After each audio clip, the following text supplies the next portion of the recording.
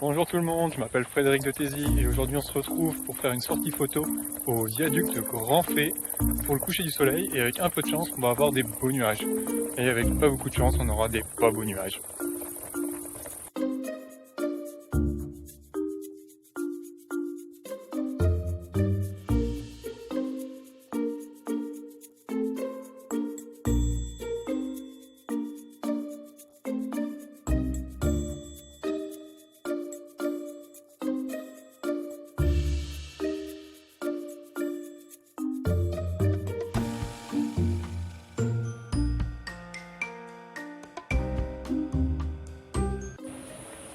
Salut les amis, regardez ce que je vous ai trouvé comme composition sous le viaduc, pile au milieu des arches.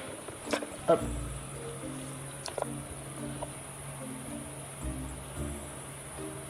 Normalement on ne peut pas faire beaucoup plus centré là. Et j'ai fait une photo, je vais vous montrer, juste comme il faut, c'est-à-dire bien centré, et j'ai fait la technique de l'explosion, c'est-à-dire que j'ai mis ma priorité en fait ouverture sur 1 seconde et demie, et pendant que ça déclenche, je tourne l'objectif en fait, je modifie la focale. Ok, c'est la première fois que je fais ça, je vais vous montrer plusieurs essais que je viens de faire. Là, au niveau des paramètres que j'ai utilisés, 1 demi-seconde, f5.6 et en ISO 100, voilà. Alors, ce que j'ai essayé, il faut vraiment pas tourner la bague très vite en fait pendant la durée d'exposition, sinon ça devient vraiment une bouillie immonde et on voit plus rien. Mon histogramme est bon, parfait, on va continuer. Je vous précise, c'est la première fois que je fais ça, hein, donc soyez gentils.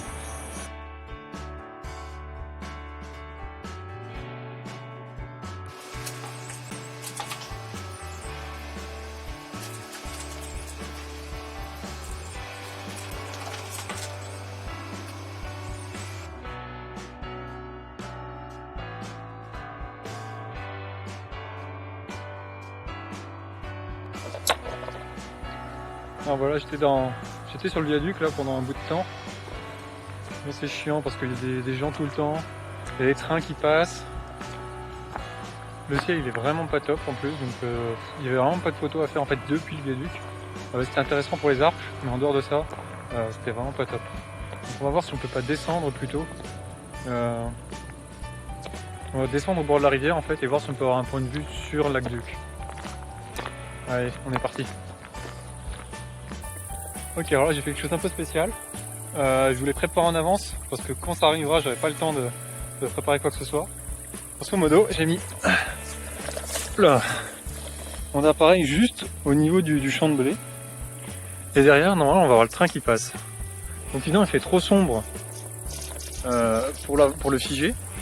Donc du coup, on va faire complètement l'inverse en fait. On va essayer de le flouter. C'est-à-dire que je me suis mis en priorité vitesse. J'ai mis en 1 seconde. D'ailleurs, je me dis que c'est peut-être un peu trop. On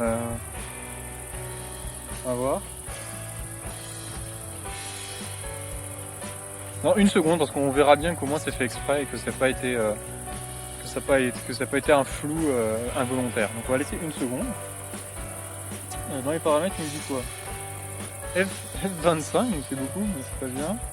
ISO 100. Et alors, pour la mise au point, là. Alors vous voyez un peu comment elle est mon cadrage en fait. Hop. Comme ça, donc on a les études blés au premier plan qui seront probablement très flous. Et j'ai fait la mise au point manuellement sur les poteaux électriques qu'il y a là-bas sur le bord du chemin de fer. Donc maintenant il n'y a plus qu'à attendre qu'il y ait un train qui passe. D'ailleurs j'ai oublié de m'enlever du mode 10 secondes retardateur. Ça c'est un coup à louper sa photo. Et voilà. En mode normal et ça sera très bien. Et il n'y a plus qu'à attendre. Il y en a un qui arrive, faut pas le louper là.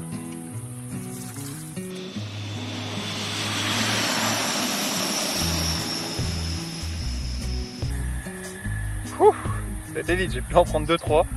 On va voir ce que ça donne.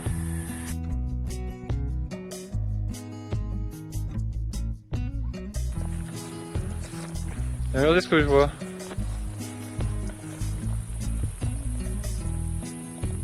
Un magnifique morceau de bois avec une forme bien bizarroïde au milieu d'un champ. Et rien autour. Il y a un ciel qui commence à être intéressant en plus derrière. C'est pas beau ça? Idéalement il y aurait même un rapace. Mais il faut peut-être pas trop rêver non plus. Alors j'ai fait plusieurs essais. J'ai pris mon réflexe à la main. Je me suis pas baladé avec mon trépied. Bouffé. J'ai essayé avec au 55 mm. Ça réduisait pas mal l'importance du ciel et pourtant j'en avais un maximum autour de moi pour avoir peut-être un maximum de nuances différentes. Donc je me suis rapproché. Je vais mettre du coup au plus grand angle. Je pense 18 mm carrément. Et l'idée c'est d'avoir les hautes herbes là en fait qui soient le bas de mon cadre droit. On va mettre sur la ligne de tiers cette espèce de morceau de bois bizarre.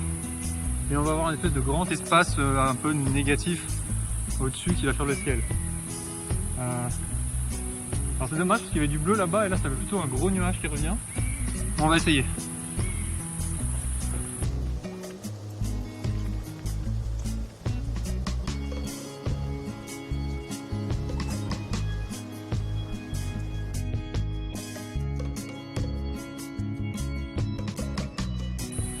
On peut peut-être le faire aussi en ombre chinoise. Ça peut peut-être être bien. On peut essayer les deux.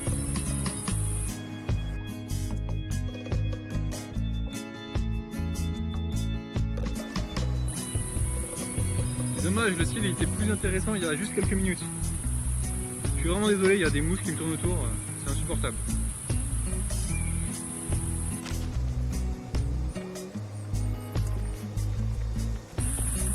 Si je me mets trop de ce côté-là, en fait, après j'ai les arbres derrière, ça va être moche. L'idée c'est vraiment de garder un maximum de ciel et pas trop d'éléments perturbateurs.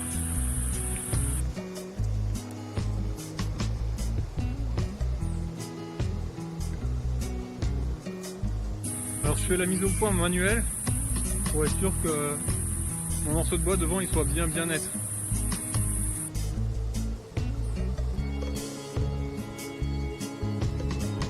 En fait j'ai laissé un peu d'arbre à droite.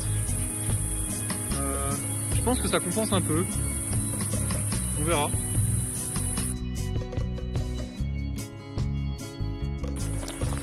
Quand vous vous mettez en mode focus manuel, n'oubliez pas de l'enlever rapidement parce que c'est le genre de truc qu'on oublie et puis on se retrouve avec une série de photos floues derrière. Et c'est vraiment con. Bon, on était là pour venir photographier ce viaduc, nom de Dieu. On va essayer de trouver un point de vue, ok? Maintenant le jour il commence pas mal à baisser, les nuages sont quand même très présents donc je pense que la luminosité elle va vite prendre un coup.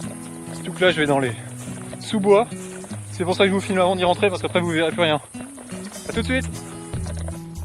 Il y a un groupe de gars qui fait du jumbé juste sur la plage où je voulais me mettre au bord de la rivière. Du coup je me suis pas vraiment arrêté, j'étais voir un peu plus loin mais malheureusement il n'y a rien. Donc je crois que j'essaie de passer de l'autre côté du viaduc. Donc demi-tour. Peut-être que de l'autre côté, je sais qu'on peut descendre aussi. Donc on va voir, c'est parti. Ouais donc j'étais voir quand même un petit coup, ça aurait été con de perdre une photo. Donc j'étais voir un petit coup sur la plage. On voyait le viaduc en effet mais c'était pas une vue non plus incroyable donc enfin rien qui valait le coup d'y passer du temps en fait. Parce qu'il y a pas mal d'arbres qui débordaient sur la rivière, qui mordaient dans tous les coins. Le premier point était dégueulasse, c'était un peu de la vase. Il y avait plein de trucs qui sortaient de l'eau. Puis toujours le ciel vraiment pas super intéressant donc bon, ça valait pas le coup de s'arrêter plus que ça. On va essayer d'aller de l'autre côté. Bon on va abandonner un peu l'histoire du viaduc parce que décidément je m'en sors pas. Il commence vraiment à faire vraiment sombre donc c'est même pas la peine je pense de descendre plus bas. Vous voyez on a bien fait aussi de prendre des photos de blé aujourd'hui et puis la dernière fois. C'est en train de moissonner là donc c'est vraiment l'occasion. Par contre là que je suis à l'air libre, que je suis dans les sous-bois, j'ai trouvé une grosse bête. Alors je me vois bien me mettre tout près du sol avec des gros nuages là-bas un peu en hauteur et voir ce qu'on peut faire. On va essayer. On va commencer par chercher le point de vue à la main et puis après on mettra le trépied.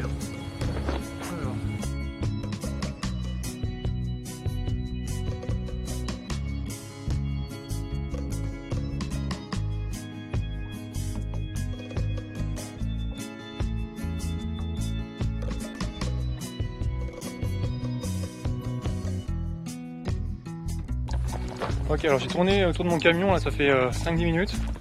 Je trouve rien, il y a des trucs partout. Il y a ces cailloux d'un côté, il y a le truc bleu là, encore une cabane là derrière, des arbres. Impossible d'avoir quelque chose de net. Donc dans ces cas-là, il va falloir prendre une plus longue focale. On va se reculer beaucoup et on va ressortir le 55-250. Et on va prendre une photo de vachement plus loin d'ici. Et voir comme ça pour essayer d'avoir un minimum de choses dans le champ. Il faut juste trouver un angle pour que derrière ce soit à peu près unique. Alors, et ça part dans ce coin là sûrement. Ok, j'ai trouvé le seul point de vue que je pouvais trouver, c'est-à-dire des trépieds complètement dépliés, même la tige centrale. Je me suis mis un peu en haut de la butte pour pas avoir de la verdure au premier plan. Pourquoi je me suis mis le plus haut possible, c'est parce que là-bas derrière en fait il y a des maisons. Donc je veux pas que les maisons elles apparaissent dans mon champ.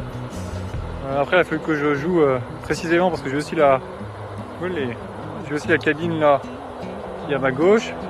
À droite j'ai un deuxième caillou et des trucs pas intéressants, donc il faut que je joue suffisamment serré. Voici ce que je vous propose comme plan.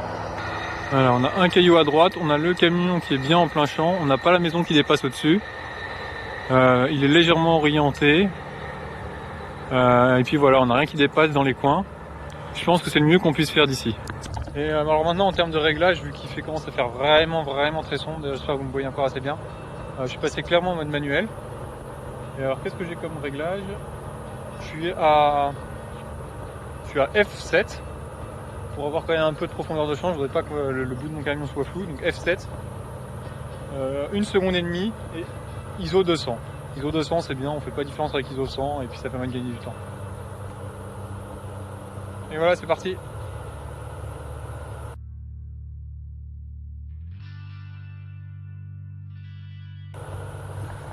Parfait. Allez, c'est parti, je vous en montre une petite dernière. On est sous le viaduc à nouveau. Et maintenant il n'y a plus grand monde, donc c'est parfait pour faire des photos. Il est éclairé en plus, donc c'est parfait. Ce que je veux par contre, c'est une grande profondeur de champ, c'est-à-dire un diaphragme tout petit, ce qui va mécaniquement devoir augmenter la vitesse. Donc là on va passer tout en manuel. Ce que je vous propose comme paramètre, c'est ISO 200, pour pas trop augmenter le temps de pause. Là on est à F11, ok, donc ça devrait donner une profondeur de champ suffisamment importante, sachant que je suis avec mon 55-250 à 55 mm, donc le plus large possible, mais ça compresse déjà pas mal les perspectives. Et ensuite je suis à 10 secondes de pause. Voilà, avec ça permet déjà d'avoir un cliché sympa.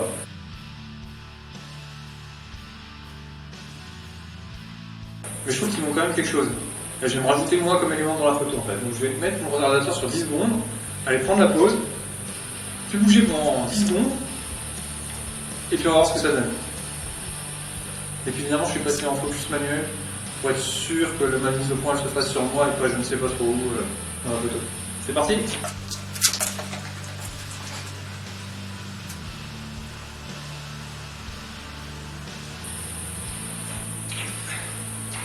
Alors, qu'est-ce que ça va donner?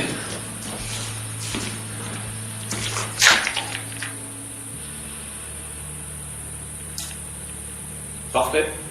C'est parti, on peut rentrer. Eh ben écoutez, cette séance sortie photo n'a pas été de pourquoi pour moi. Elle s'est pas exactement passée comme je l'espérais. Je pensais faire plus de photos du viaduc et finalement j'ai pas trouvé tant de points de vue que ça intéressant à part vraiment ici dans ces arches. Mais je pense qu'il y a quand même quelques photos sympas. Vous me direz les photos que vous préférez. Sur ce, je vous propose de vous retrouver la prochaine fois pour une nouvelle sortie photo. Je vous invite à vous abonner, comme ça vous serez tenu au courant de sa parution. Également, si vous êtes intéressé par le développement des photos que j'ai prises durant cette sortie photo, je vous invite à vous abonner ou à vous tenir informé. Je vais sortir la vidéo d'ici quelques jours. Comme ça, vous pourrez voir un peu comment j'ai fait mes développements sur Darktable. Et sur ce, mes amis, à la prochaine pour des nouvelles sorties photos.